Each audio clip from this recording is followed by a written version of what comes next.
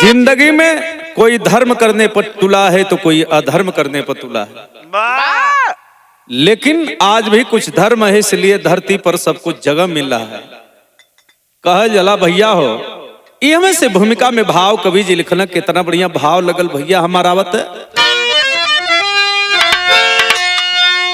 आज रिश्तों को मानो कलंकित किया, पन हवस का पुजारी जिए जिंदगी। आज कल युग का पहरा चढ़ा साथियों, बहु रुपया या पापी करे बंदगी। किला प्रतापगढ़ में लेखपाल कॉलोनी जहां दूठे बच्ची केवल एक दादी रही, सोचती कैसे जीवन चलेगा हमारा। बड़ी बच्ची रही छिन आजादी रही।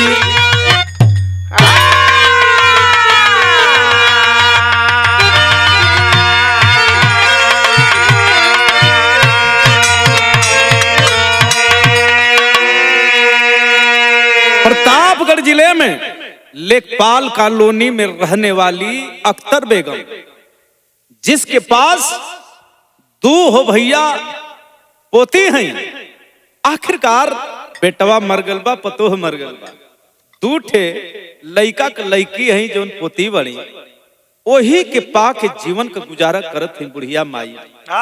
न खेत है न गृहस्थी है न व्यवस्था, कैसे जीवन का गुजारा करें बेचारी। समय कट रहा है, यही बदे कवि जी भाव देना का आवत भैया हमार गजल में अंदाज लगल।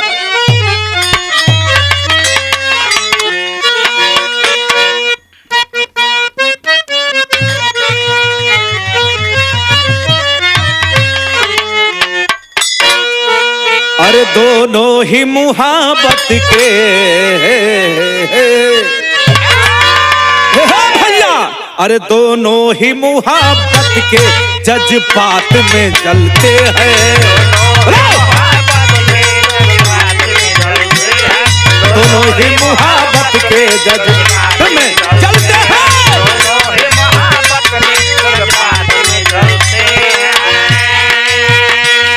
दोनों ही मुहाबत के जज्बात में जलते हैं।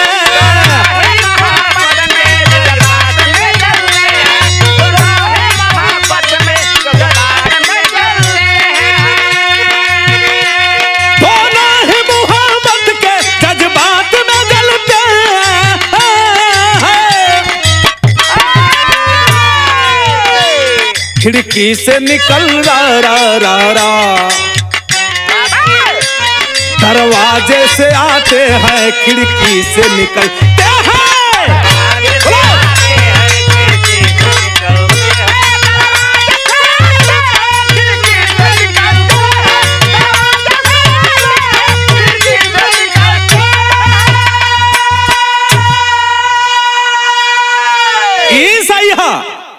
कवि जी भाव लिखना धीरज भैया, बिरहा में दिल दिमाग बनेला जयराम भैया कब जब माजमा लगे लत भाव बिरहा में भाव लगल आखिर गरीबी होले का आवा।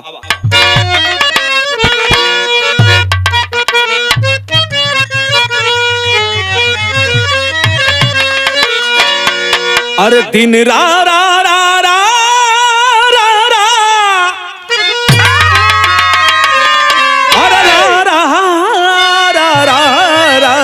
रा रा रा रा रा रा। दिन रात गरीबी का इतिहास मिटा ना है। दिन रात गरीबी का इतिहास मिटा ना है।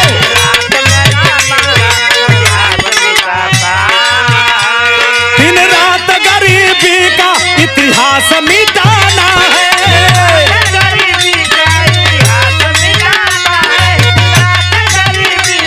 इतिहास मिटाना है। अरे दिन रात गरीबी का इतिहास मिटाना है।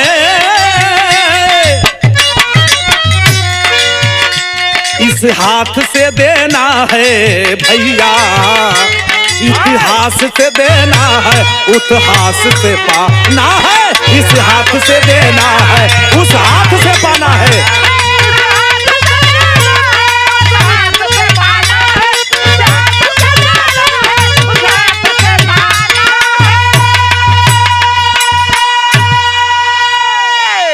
इस हाथ से देना है और उस हाथ से पाना है। जो जैसा करता है उसको मिलता है, लेकिन समझ नहीं पाता है।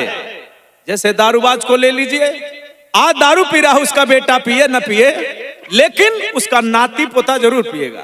एकदम 100% करेक्ट क्लियर है। प्राकृतिक लक्षण, वंशीकरण लक्षण और कुछ ऐसा सामाजिक लक्षण होला जिनमें सबसे ऊंचा लक्षण प्राकृतिक लक्षण होला, जिनमें एक अलग और भाव होता है। कवि जी कहानी में शुरुआत लिखना कैसे भैया हमारा राजा।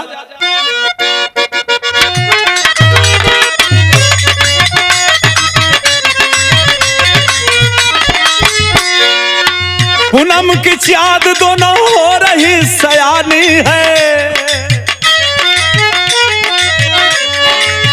पूनम की चाँद दोनों हो रही सयानी है, दादी को टेंशन भारी बढ़ रही परेशानी है।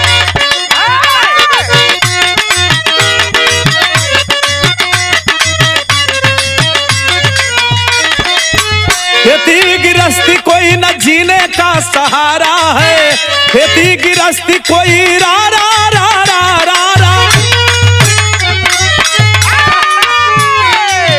खेती गिरस्ती नहीं कोई रोजगार सही, कौन होता है कौन सुनो मददगार सही।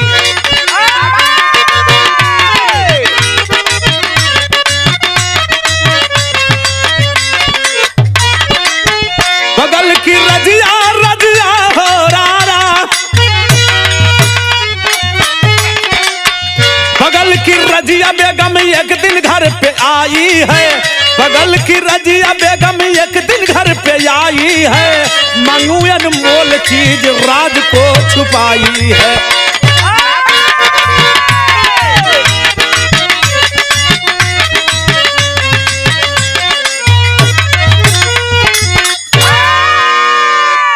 भैया हो बात को समझ ले, रजिया बेगम लेखपाल कॉलोनी के ही बगल में रहती। एक दिन अख्तर बेगम के घर पे आई, दादी पांव लगत थी, जिया बेटी, ये अख्तर बेगम कहत थी पानी पीला बेटा, कैसे आना हुआ। अख्तर बेगम रजिया बेगम से पूछा थी, आखिरकार रजिया बेगम बतावत थी कुछ तो से मांगत थी। आखिरकार अख्तर बेगम कली की का बहनी हमसे मजाक करत हो, खैला खैला के हम मरत ही, दिन दशा हमर खराब हो, हमसे का उम्मीद रखत। रोवत ये बुढ़िया। अख्तर बेगम रजिया बेगम से कहत ही, एगो तरज लगल भैया हमार आवत है।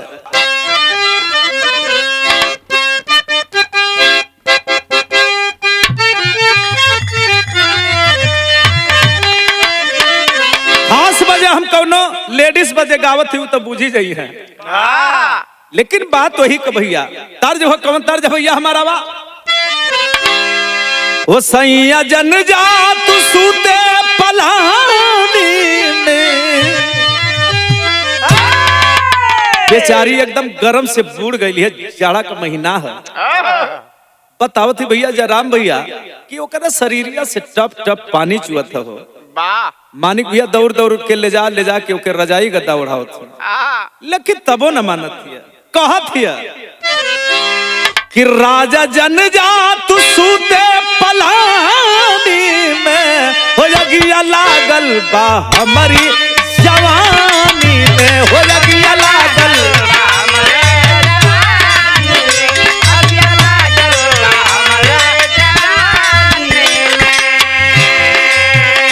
लेकिन ये जयराम भैया रजिया बेगम कुछ कह रही है, अख्तर बेगम रोवत है बहनी, हम खैला खैला के मरत है, हमार बात सुनला, हमसे का मांगल चाहतू। बहनी ओ बहनी अगिया जरे ना चूल्हानी में, बहनी अगिया जरे ना चूल्हानी में,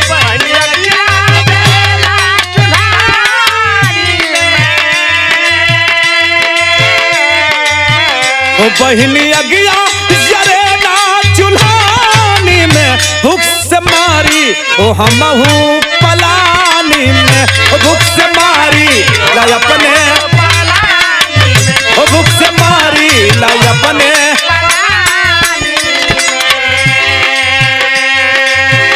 भैया हो फिर बजे यह बहाव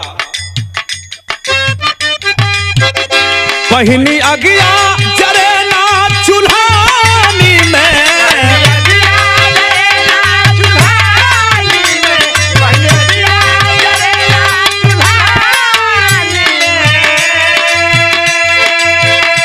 बहिनी अगिया जरे ना चुल्हानी में भूख मारी लाई अपने पलानी में हो भूख मारी लाई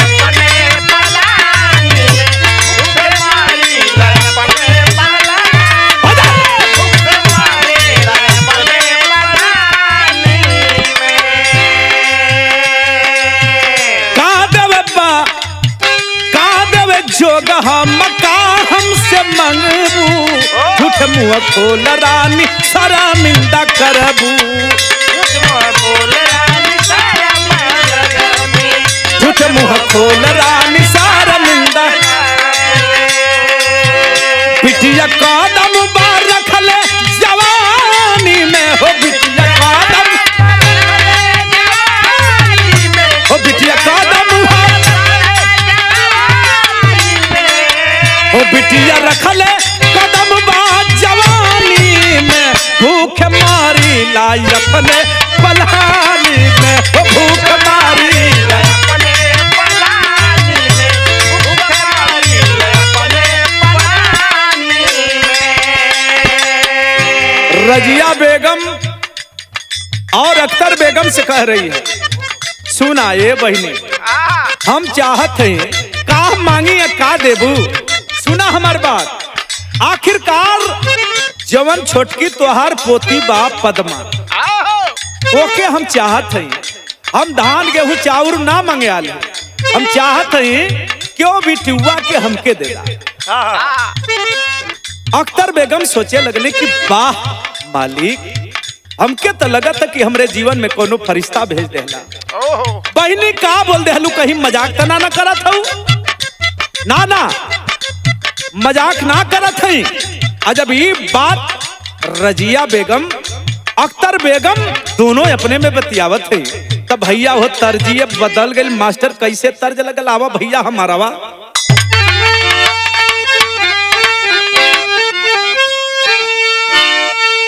अरे आइला बसंत तब हे जरा भैया अरे आइला बसंत तब अरे उड़े लगा धीरे मोरी अरे दहिया भैला बापी यार हार धीरे मोरी दहिया भैला बापी यार हार दी हो मोरी दहिया भैला बापी यार हार दी हो मोरी दहिया भैला ये बहिनी नकरा मत अरे सुना हमार बात तो से हम कुछ मांगत हैं मजाक ना करत है सीरियस कहत है आखिरकार वो रजिया कहले का अरे मांगिला मगन मर अरे मांगिला मगन मर अरे मान रखदा हो माई अपने बिटिया के दान कईदा हो माई अपने बिटिया के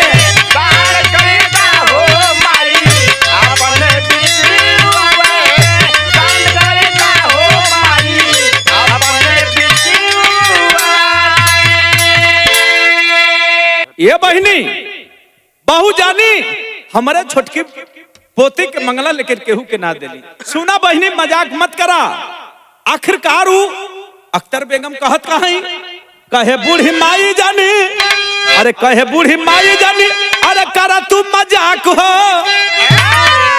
तू कड़ा जिगर का बेटी धारावा के नाक हो तू कड़ा जिगर का बेटी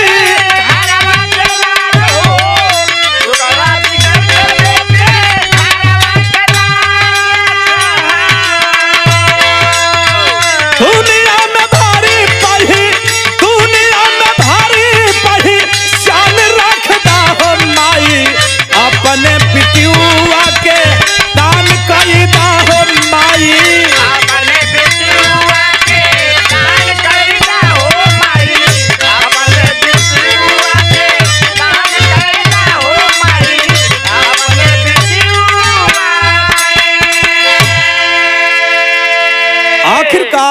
अख्तर बेगम बुढ़िया रजिया बेगम के पैरों पर गिर गई।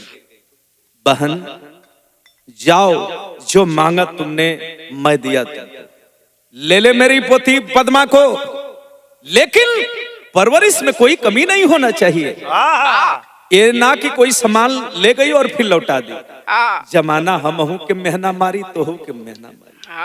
आय हाय, पद्मा को जिस समय गोद में लेती है भैया और रजिया खिलखिला करके पद्मा हंसती है, लेकिन अख्तर बेगम रो रही है। बेटा जा बेटा, जैसा न ये घर है बेटा वैसा न वो घर, जइहा हमके मत भुलैया हो पद्मा। पद्मा रोवत है। कलश की दादी का बोल रही है दादी, हम तो के भुला जाई, कब्बो ऐसन हो ही न सकल। बिरहा में भाव लगल, टेरी में भाव लगल, सुंदर लाइन भैया बता।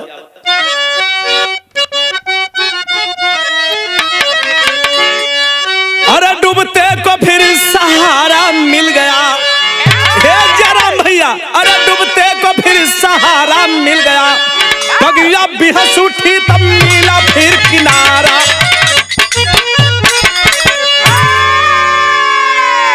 रजिया के साथ पद्मा बेटी चल देती है और धीरे धीरे पद्मा जब अपने घर पर लेके आती है, मेरे साथियों हुआ क्या, पहपट में भाव कभी जी लिखना आवत।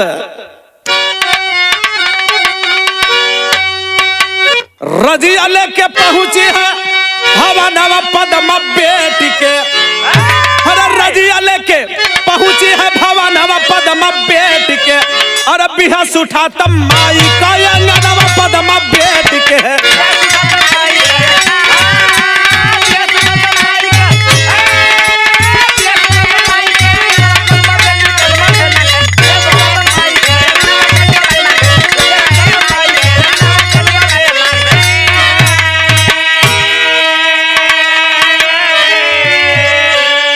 भैया हो रजिया का एक ठे बेटा बा, और देखें मेरे साथियों वो लड़का धीरे धीरे सयान हो रहा है, सयाना हो रहा है, लेकिन समय कट रहा है।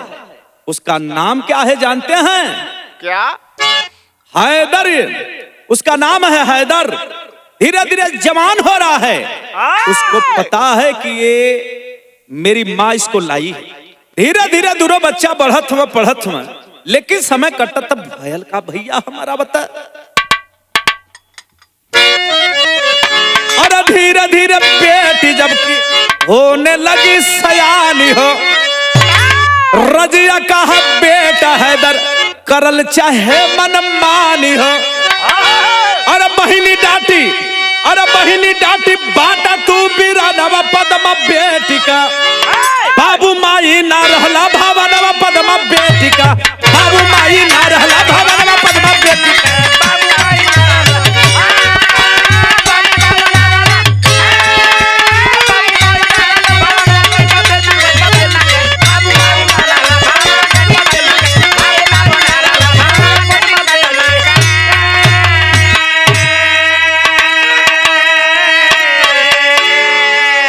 भैया हो माई बाबू घरे ना हो, हैदर भाई अपने बहन के ही दिमाग में बात रखा है, आखिरकार इसके साथ कुछ करूंगा। बाबू माई ना हो, मोबाइल निकाला और गंदी तस्वीर देख रहा है, गंदी फिल्म देख करके, और देखा कि बहन मेरी बाथरूम में नहा रही है। जाकर दरवाजा खटखटाता है, वो कमीना करता क्या है, आल्हा में भाव लगल। भैया हो कैसे आवा,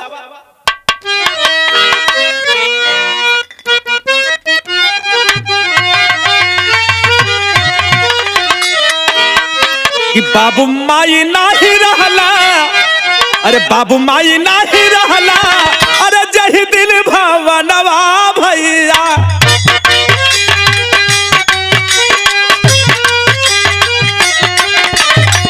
मौका का तलाश पापी पवल बेईमान,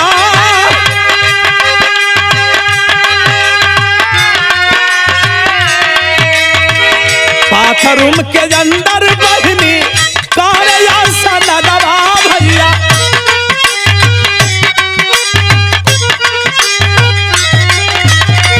कोड़ी दरवाजा अंदर घुसा सैतान,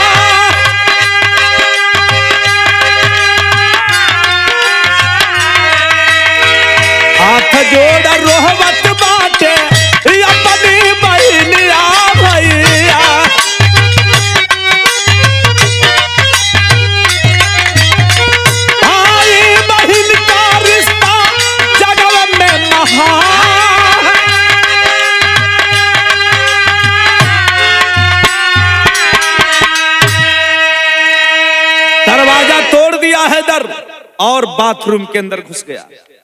बहन के शरीर पर कोई वस्त्र नहीं है और उतावला हो गया कमीना। और मेरे साथियों घर में तो कोई नहीं है। कमीना देखिए उसी का फायदा उठा रहा है।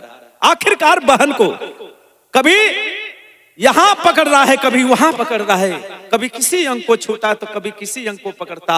मेरे साथियों बहन मजबूर है, लाचार है, रो रही है भाई के सामने। जैसे मेरे साथियों अपनी जान की दुहाई की भीख मांग रही, भैया भैया ऐसा मत करो भैया, मैं तेरी बहन हूं भैया, मेरे साथ ऐसा मत करो भैया। मेरे साथियों वो भाई हैदर अली अपने बहन पद्मा के साथ करता क्या है कमीना। सदर में भाव लगल भैया आवता।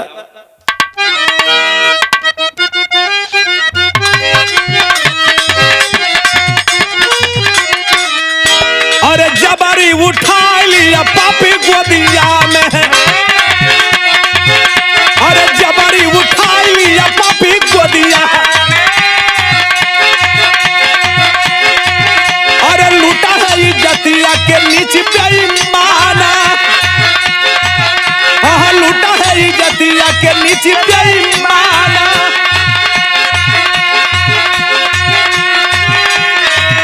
अरे वीडियो बनाया एक पापी तेरी छना, अरे वीडियो बनाया पापी सुना तेरी छना।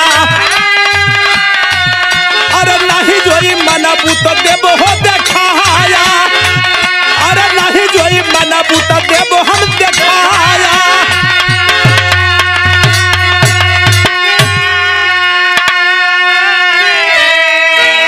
अरे पद्मा जो हुआ सो हुआ, मेरी बात सुन।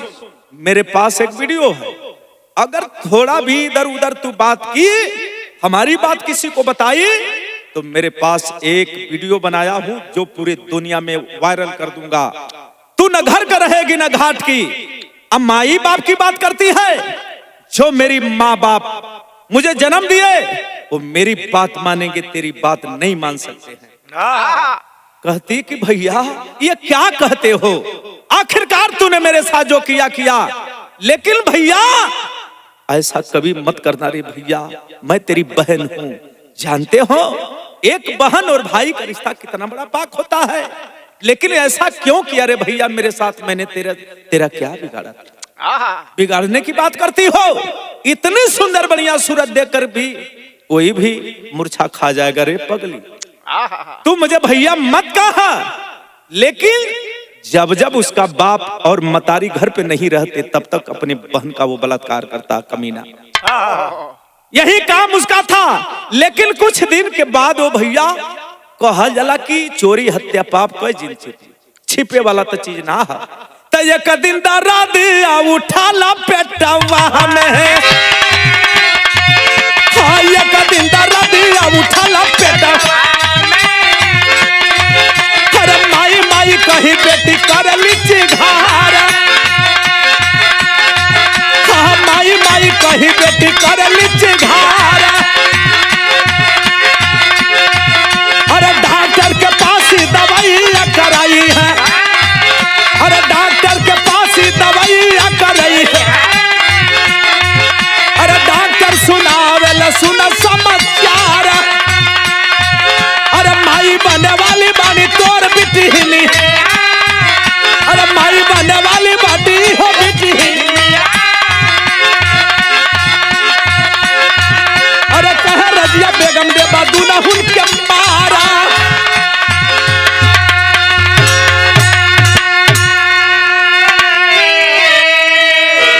डॉक्टर के पास ले जा करके पद्मा को रजिया बेगम दिखाती है। तो डॉक्टर बताए अरे रजिया क्या करती हो, तुम्हारी बच्ची है, तुम कहां रहती हो, क्या करती हो जो अपनी बेटी का ध्यान नहीं देती हो? अरे तुम्हारी बेटी मां बनने वाली है, सुनो मेरी बात। तो डॉक्टर बाबू से आखिरकार डॉक्टर बाबू से हाई हो भैया, आखिरकार हाई देखें। वो रजिया कहती है कि रुपया ले ला और ये के सफैया कहदा, लेकिन बोला डॉक्टर नहीं रजिया मैं भी फंस जाऊंगा, मेरा हॉस्पिटल भी खत्म हो जाएगा, मेरे ऊपर कलंक लग जाएगा। सुनो मेरी बात, इसको ले जाओ और अब जो करना है सो करो। दोनों प्राणी लेके ना घरे हो बाबू, मारे बदे योजना बनावे लगला, मारे बदे योजना बनावे लगला। अतवले गजब हो गल, आखिरकार ई बतिया केहू हो भैया सुन ले। जब सुनलस तो पुलिस के फोन कैलस, पुलिस प्रशासन के लोग अइला, कार्रवाई आगे बढ़ल। सामने लड़की रो रही, सामने लड़की रोवत है पुलिस प्रशासन के सामने। साहब अगर गांव के लोग मेरी मदद नहीं की होते तो आज बेकसूर मैं मारी जाती, साहब बेकसूर मारी जाती। खड़ी लाइन में लड़की रो रही है, कहती क्या है?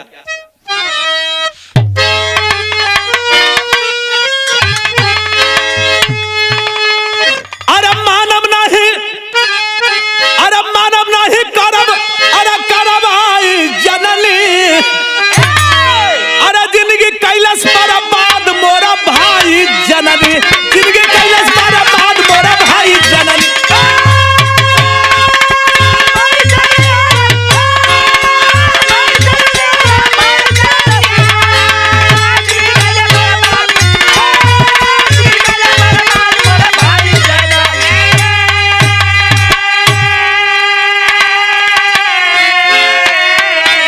रजिया के ए भैया, रजिया के आदमी और रजिया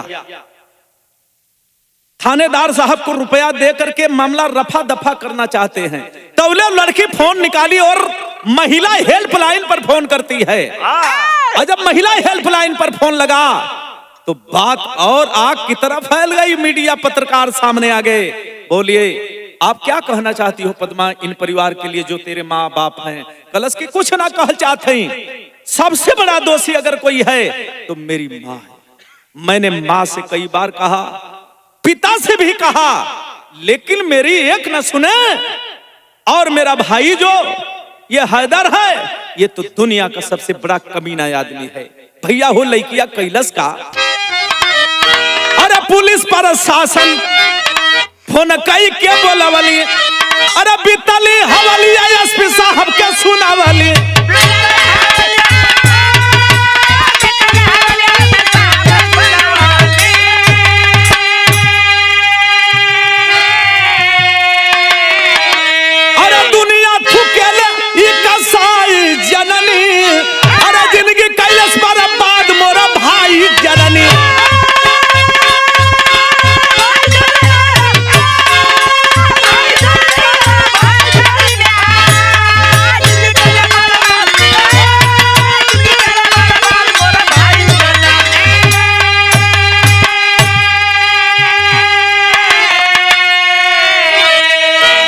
एसपी साहब कहते हैं, दरोगा कितना रुपया चाहिए बोल?